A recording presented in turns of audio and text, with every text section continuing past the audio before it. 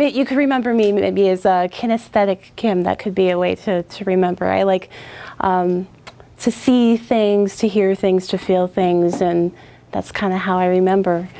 So my story starts off as a little girl in the back seat of a van, driving about, I don't know, 60 miles an hour down the road, and braked suddenly, very sharply. And I don't know if you've ever had those minivans where you can take the seats out and then you can fold them down, you can do different things with them. Well, this was a van that was like that. And in the back seat, it wasn't actually latched into the floor all the way, so that when the van came to that sudden stop, the seat kind of flipped forward. The leg got caught underneath. And I was I don't know, 5, very young, so I started kind of crying out, ow, my leg, my leg. My mom was very concerned. She was in the passenger seat in the front, and she turned back to look at me really, really what's wrong? Are you okay? And my father, on the other hand, didn't quite have that reaction. He turned back and he was like, what? And then he saw that my leg was stuck. And he was like, well, damn it, Kim, we wouldn't be here if it weren't for you. So that wasn't necessarily the best response that could have been said, I would imagine. But this was really only a snapshot of the story that had been told over and over and over. This kind of interaction happened very often throughout childhood. Really being told over and over again one single phrase, and that phrase was, "You're so stupid. Just, you're so stupid." Anytime an idea came out, anytime a question came out, talking about not feeling good enough. Can anyone relate to not feeling good enough, ever in your life? Maybe just a little bit? Yeah. So growing up with that kind of authority figure, kind of own that after a while. You kind of take that in.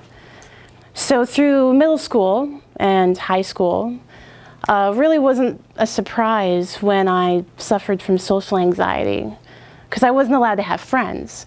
I was told that I didn't need to talk to the other kids because they didn't need to know our business.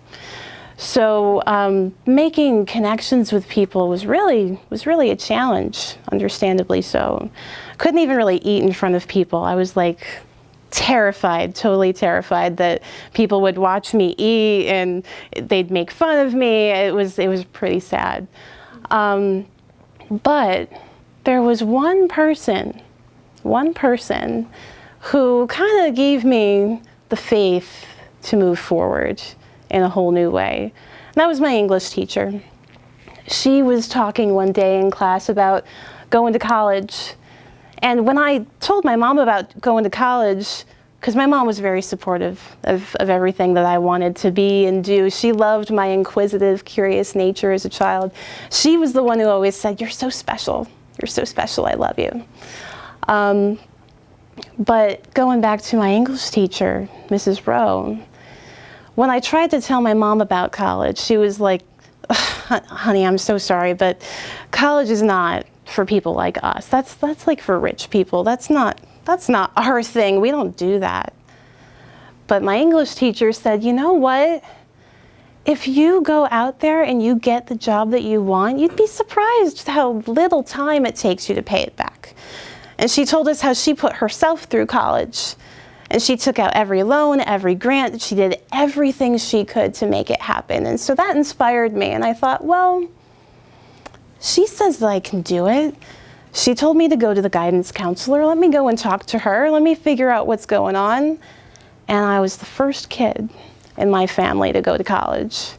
So a decade later, after my teenage years, 2006, I walked across the stage at Russell Sage College holding a double major degree in psychology and creative arts and therapy. And that really put me on a whole different path. We talked about following different paths so far tonight and going on different directions. And this was one that really, really just changed another pivot. We talked about pivot too. Now I'm at a place where I go to conferences. I have the opportunity to network. Clearly I'm facing some fear. I'm talking in front of a group of people. So the growth that has taken place from just one person can make a huge difference. And I learned 3 really important things about my life journey, which I have come to hold as my personal heart virtues or values. And those 3 words are acceptance, empowerment, and faith. I've learned to accept who I am, everything about it, the good, the bad, the ugly, and to move forward. I've learned how to empower myself, which has given me a vision to empower others. I now get to coach other people. Imagine me, as a little girl, you think I would have thought that that could ever happen? Really, not so much. But now I get to watch other people who are struggling with that same kind of fear, the fear of moving forward, feeling stuck, feeling like they don't know where they're going with the next direction in their life. And I get to be a part of that. And I get to watch them face their fears, move forward, and just totally fly. And it's so amazing. So acceptance was the first word, empowerment was the second word, and faith, you can't move forward if you don't have faith. All you have to do is take one little step, and then you take one other step. And you just keep in baby steps until you get to where you want to go. So I hope my story has inspired you to accept yourself, empower yourself, and keep moving forward in faith. Thank you very much.